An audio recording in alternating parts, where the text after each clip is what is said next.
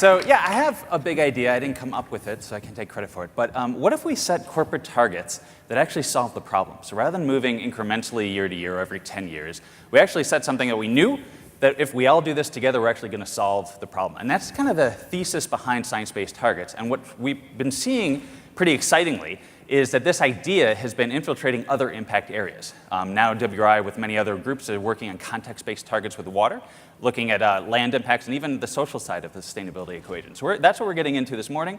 And we're not going to wonk out on the geeky stuff around methodologies, but we're going to talk about the business case. And then, Ellen, I'm going to tee it over to you in a few minutes here to see what we got from Sidebar. But before we get started, I want my friends to introduce themselves. So, Alistair, kick us off. Hi, good morning. I'm Alistair Hurst. I'm Senior Vice President Global Supply Chain for the Kellogg Company. Been with the company 35 years. Worked in Asia, Europe, Africa, and now in the US. Hi, Gwen Magita from Caesars Entertainment, the VP of Inclusion, Social Impact, and Chief Sustainability Officer. Kevin Rabinovich with Mars, Global VP Sustainability. I lead all of the work on what we call our Healthy Planet program, essentially our environmental program. Very happy to be here today. Great. So, Kevin, I want to say it was maybe 2 years ago, you came to WRI with an interesting proposition, and I think it went something like, I really like science-based targets because I can have a fundamentally different conversation internally. I'm not fighting for what the target should be and using capital on that. We're actually having a more interesting and impactful conversation of, we're a science-based organization. This is what the science says the target should be. How do we get there? And basically, I think that it was WRI, can I have that conversation on water? Can I do that around land? Can you talk to us a little bit about kind of what were you grappling with internally around these other impact areas that led you to kind of thinking about this?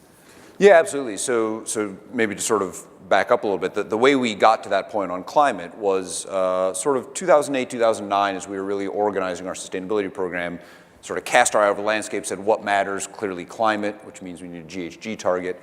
And we went to the science first to start with the science, and we brought that to the leadership internally. And the almost inadvertent insight then was, myself, who was at that point just starting to learn more about climate science, having a conversation with the head of our manufacturing units about what should a climate target be, is completely the wrong discussion, because neither of us have any idea what we're talking about. Right? So, better to say, well, the science says this. People who do know what they're talking about have said, here's, carbon budget, 2 degrees C, all this kind of stuff. Let's have a conversation about what we could do inside of our business that would be consistent with delivering those targets. That's a useful conversation. I spent, at that point, 13 years in R&D.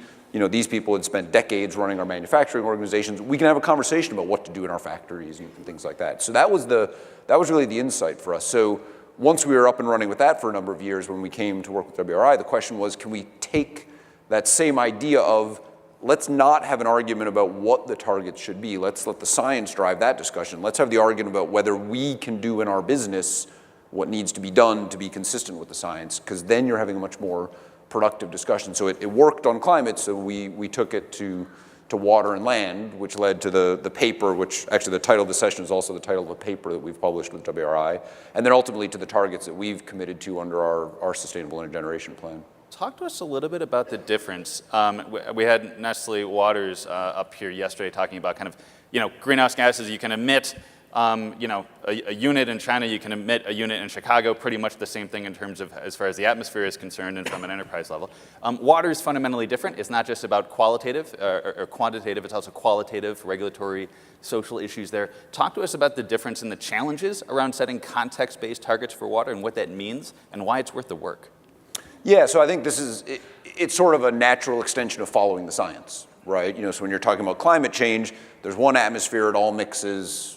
You can have those conversations. When you talk about water, if I do a water conservation project in Canada somewhere, it's not going to help here in Phoenix, right? And the science tells you that, right? So you need to have more partitioned conversations. But again, it gets back to, sort of let the science drive the decision-making process, and then chase the business case that's consistent with the science. And we, again, really feel like that helps drive a more productive discussion with the business leaders. But I guess one of the questions that I would have for Alistair is, so when people like me and many of my peers in the room show up selling that story to folks like you that are on, having to make those decisions. Are you buying? Does it work? Will you answer that now? Okay, Yeah. great. Great question. Well, I think primarily being a global food company, the first thing I'd ask you is, what does the consumer want? What does our consumer want? What does our customer want? And then only lastly, what's the business case internally? So we're very focused on what drives our consumers' behavior, that will, whatever we do, they will drive purchases of our product. But at the same time, as a global food company, and 95% of our ingredients are plant-based, we are very aware, and as good stewards of the planet, at least we like to think so, that as we look at climate change, we look at global poverty, we look at food security, and then the fourth one for me is supply resilience. So I look at all these things and take this all into account and go, right, the business case isn't just about the pure financials. It's about consumer, customer, what our strategy is, and the financials are part of that. And I must say, as we've matured through our scope 1, 2, and 3 commitments, we're finding much more stronger business cases around those criteria, consumer, customer, stake, shareholder, than we did when we started with the scope 1, which was just basically about, cut back on utilities, gas, energy, greenhouse gas, water. So we've matured a lot in that journey, but the business case has also matured with us. Makes sense. Gwen, I want to pivot over to you. So we've been talking about some kind of pretty bread and butter, material issues for most businesses: climate, water, land. Talk to us a little bit more about kind of the social side of the sustainability spectrum. It's difficult enough to kind of put some numbers around and hit science-based targets around some of these more physical issues. But when we start thinking about kind of the social side, that gets even more squishier. Talk to us about your work in that, and kind of how does one put rigor behind these goals? Sure. So I think it all starts with materiality, right? So a material core product in our business is casino gambling. If you look at casino gambling, we can look at the context of our operations globally, but beyond that, based on researchers and science, what is the extent of compulsive behaviors, whether it be in America, Canada, UK, wherever we operate? Compulsive behavior. You back into that, what the propensity of someone to have from compulsive behaviors, compulsive gaming disorders. So of that, there's roughly 1% of the American population is potentially a compulsive gambler. If that's the case, we need to build in these targets, bricks, mortars, everything from intervention programs, exclusion programs, policies around marketing and advertising, where, how, when we market to potential customers, and then the audits around it, which happen every month. It has to be consistently across the enterprise. Exclusion programs, if you are excluded in the UK, you come to Joliet and Harrah's there, you're excluded there. I think beyond that, it has to also have the training aspects of it. So one of our publicly facing targets there is the 100% of the employees who are trained. So everyone's trained, over 70,000 employees in responsible gaming. The managers are about 800 of them who are ambassadors of them. Are they feeling empowered to mitigate and to intervene with responsible gaming, public-facing targets by 2020? So there's others behind it. I think as Kevin mentioned, on the context-based areas, it really has to be local, or actually boundaries. So Southern Nevada, where 80% of our revenue currently is, we created a social sustainability master plan, presented it to the cities and key anchor nonprofits. So there, what are the top material challenges there? Counter youth homelessness, integration of immigrant populations, and counter youth trafficking. So there, what's a systemic target there that not just we own, but the region owns, and it has to be baked into the regulatory and other aspects. So a target in counter youth could be, in the next 5 years, reduce the homeless youth rate by 30% as a region. And this includes 3 counties, or three cities. Counter trafficking, 0 youth incarceration rate of juveniles by 2025. So it's a really shift in it, which entails foster care systems and a host of other services. Makes sense. So, Gwen, if you don't mind if I ask a question. So the idea of so you talked about, exclusion or helping, prevent some of these, people that have this, risk of compulsive gambling. excuse me. It's an interesting idea in that it kind of implies foregoing revenue, right? Because you're basically saying these are customers that want our product, but we know it's not really the best thing for them to sort of consume in an unlimited fashion. How does that discussion play out internally of, yes, you're missing a little slice of pie on the revenue chart, but there's a bigger picture of why it's the right thing to do? Because that comes up in some of our categories as well about, stop using this material or things like that. I think if you really bake it into the culture of the business, I think easier said than done. The RG, Responsible Gaming Program, has been around for about 30 years. But beyond that, you got new executives, new direction, new business. We used to be 20% non-gaming. Now we're 80% non-gaming in some markets. So, and social gaming, et cetera. So I think the revenue piece is very important. It's integrity around the natural tension to have in the business and to have the executives in the right places. We regularly do forego revenue, particularly when there's kids arcades, for example, or marketing to youth organizations. That's not something that we do. And as gaming expanded to riverboats around the country, really, even the check cashing and where things are cashed around employment checks, we don't do that. Huge. And it's a commitment that we've made. I think we built it into, it's a social license to operate for a gaming company. Social license to operate, right? A new jurisdiction will be open to building another type of business there, but for us, we get taxed at much higher levels.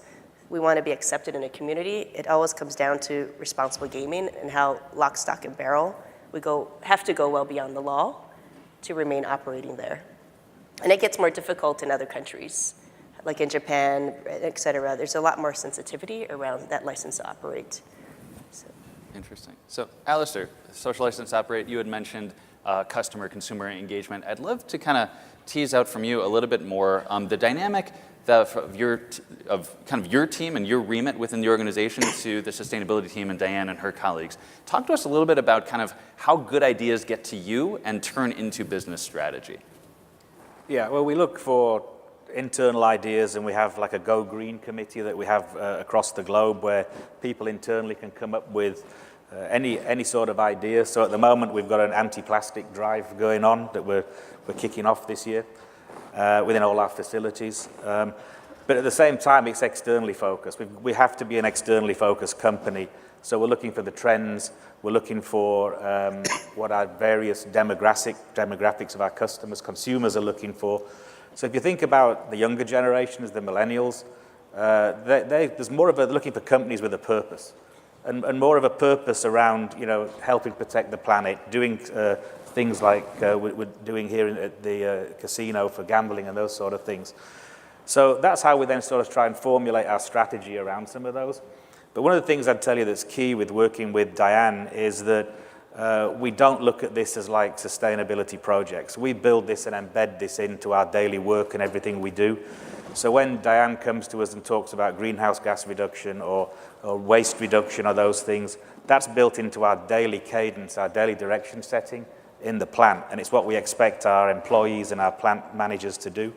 When you extrapolate that out into into the field where we've got our growers and everything, we've got some pretty good targets there of having 500,000 smallholder farmers in the next 10 years. We've already got 300,000 that we do, and 10,000 of those are women farmers. So we try and take this out there through our normal day-to-day business, and that's built into our procurement objectives. It's built into our regional objectives. And what they say is what gets measured gets managed. And we're supply chain, so we've got more data than you can shake a stick at, right? So, but what you've got to do with the data, and this is where it comes in, it's critical around the sustainability piece and the science-based metrics, is choosing the data that's important, that's going to give you the insight that leads to action, leads to result. And if you don't like the result, you go back round again. And if you do like the result, keep doing more of what you're doing. But that's how we focus on it, prioritize. And like I say, it isn't Diane coming to try and sell us anything. This is, we know this is the right thing for the business and for our consumer and customer. From a global supply chain to a global network of interested folks around the planet watching Green Biz right now. Sidebar, I'm curious if you have any questions from folks around the planet or the room for our panels. Your question, you're asking a lot of the questions that we're getting. So, which is good. You're a very good moderator, so that's very excellent.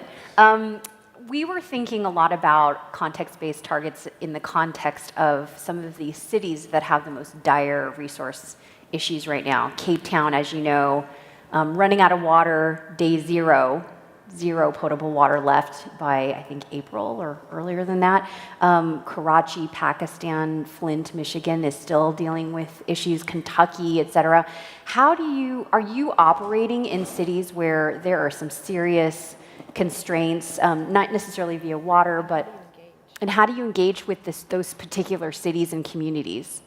So I think I would love to have two different perspectives, one from Mars and then Gwen. I seem to think that maybe Caesars might have a presence in a water-stressed part of the world, so I don't know. But Kevin, why don't you kick us off? Yeah, so part of the Mars business is what we call our Mars food business, which is sort of focused on main meal food. We have a factory in Cape Town that has seen this coming for years, in the sense that they're in a stressed watershed, and seen the imminent crisis coming for a number of months. So they're doing work to drill actually boreholes on property to essentially access some of the deeper reservoirs of water that are available, and then also using that to help support our associates and the local community. But I think really what happens in a situation like that is at some level you're seeing sort of a failure of collective governance, right? So it's again very much like climate. In that case, you've got a shared resource, which is water. And there's not enough action or coordination or both of everyone that's in that watershed to sort of avoid the issues. And some of that could be short term, restrictions have been put in place and those haven't been held to, or they could be longer term in terms of how the infrastructure has been developed and how zoning and things like that have been done. And one of the real powerful things about science or context-based targets is they can become a unifying thread for everyone to organize their thinking around, and it makes it then easier to have collective discussions. If everyone even if everyone cares about the issue, if they care slightly differently about it and think about it in slightly different ways, you still run the risk of sort of a fractured outcome. So I think the more we can, not only within our own businesses, but sort of collectively amongst everyone, get to 2 degrees C. Go chase that. Baseline water stress under 40%. Yeah, go chase that. Whatever the number is, for whatever the metric is, if everyone's shooting for the same thing, you stand a better chance of actually hitting the goal and either solving the problem or avoiding the crisis, or whatever the aim is. So I think for a domestic example, the social sustainability example I gave, we really looked at root solutions and bridges between the social issues. So root solution in that area would be mental health care for immigrant populations, youth, and counter-trafficking victims. So if you look at how to fix that mental health piece, it's a huge landscape on a national level, but there are plans in the works and proposed for systemic answers for that piece. I think for the other example on water, because we get this a lot, 40 million visitors in the US for the last 20 years. Since the 1990s, we essentially use roughly the same amount of water as we did 20 years ago because of very integrative approaches, we being the region. So the gaming industry, actually the Strip corridor and all of the hundreds of thousands of hotel rooms use 7% of all water in the region. Very aggressive water conservation incentives and other retrofits there. But also, what are the targets from our watershed levels? It's really a regional solution with the authority and tri-state compacts as well. Interesting. So with just a little bit of time left on the clock, I want to ask each of you this question and hear your quick reflections for folks that have come from far and wide and are, I think you have a unique opportunity after being inundated with all sorts of cool information for the past 3 days. You're going to be one of the last people these people hear from. So, curious, you each have had success getting the science-based target kind of mindsets integrated into the business of your relative organizations and had commitments made on this. Talk to us about what are the key success factors that you would impart upon our friends in the audience as they're thinking about doing so, whether it's in greenhouse gases or other areas. Alistair, you want to kick us off? Well, I think for me it's defining what success looks like. If you define what success looks like, that metric, and not something that's so lofty, and that the 2050 target that many of us have on renewable energy, for example, how you chunk that down into manageable pieces, that the organization is motivated by it, they can get wins, they can see the progress, rather than you give them so far out and visionary that nobody really knows how to get there. So that would be my thing, is define what success looks like, put the metrics in place, have a cadence around following up with it, and don't be scared to change direction. One of the things that's most difficult in this space is that some of the ideas and plans we have don't pan out as well as we'd like them. But that doesn't mean you give up. You go back to the drawing board and you think of something else. I think one thing that I'll leave you with from me is that if you think about where technology's come from in the last 30 years, and you think what we don't know in the next 30 years, I'm very optimistic that we're going to find solutions to many of the problems in the world at the moment. But I just don't know what it'll be. Right. Gwen? Okay. So I think it's meeting internally, right? Meeting people where they are at, speaking their language. Now that we have our 20-year targets or what have you, it's intentionally brought people from other parts of the business to work in our department. So hospitality analytics, our new inclusion director is from there. We have a new VP of policy from legal, really shifting the way that we're speaking internally to really sell our case into their business case, other departments. Yeah, I guess maybe sort of building on both of those is I would say, if you're in sustainability, which most of us are, I guess, make what you're trying to drive in your business, your organization, make it look like what your organization already does, right? So find ways to structure your metrics that are recognizable, that are familiar, right? Don't try and change how people do what they do. If they're used to scorecards that look like this, and right, then don't fight that, right? You're trying to change what they're doing, not the how. And the more it looks familiar, the more likely you are to succeed. The one thing that business is undeniably good at is having a numerical target, chasing after it, and delivering it. We're just used to all those being financial targets, right? So leverage that, right? Hook onto that. Make our goals look like, just measured in different units maybe, but look like the sort of goals that people are used to dealing with. Great, thank you. GreenBiz, thanks for your time today. Please thank my friends for